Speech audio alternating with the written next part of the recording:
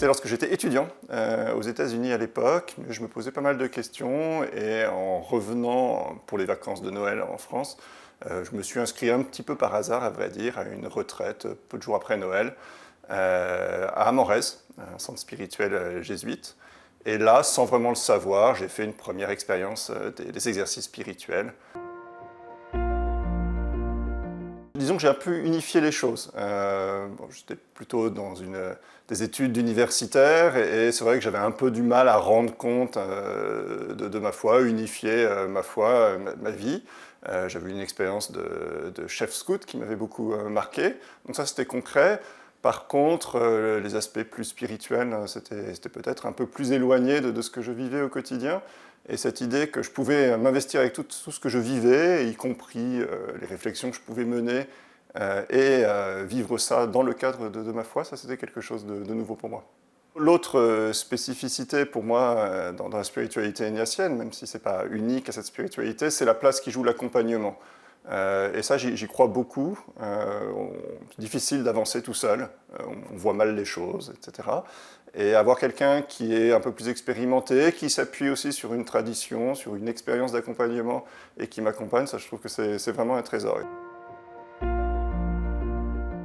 Au quotidien maintenant, et puis depuis presque un peu plus de 20 ans, je fais partie de Communauté Vie Chrétienne. Alors c'est en pratique une petite équipe de 8 personnes qui se réunit une fois par mois et puis on relie notre expérience de vie en la mettant en regard de notre foi.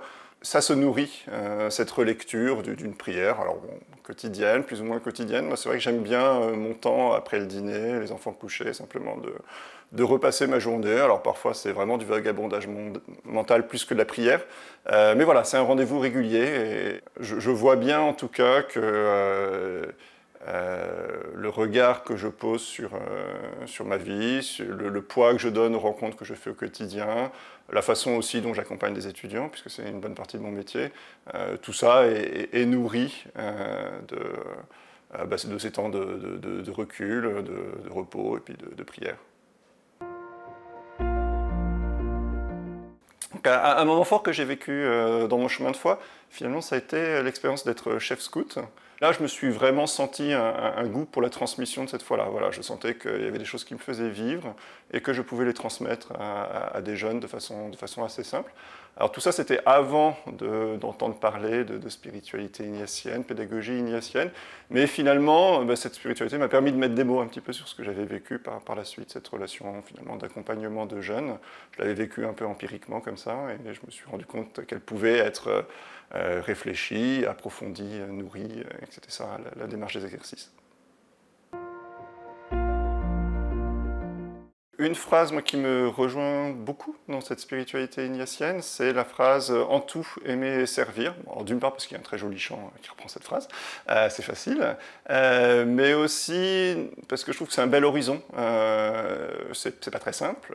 Servir, je dirais, plus facile, aimer vraiment, sérieusement, sans possession, etc. Bon là, ça, je crois que c'est le boulot d'une vie. Je la relie personnellement à une phrase de l'abbé Pierre, qui est la suivante, si je ne la travestis pas.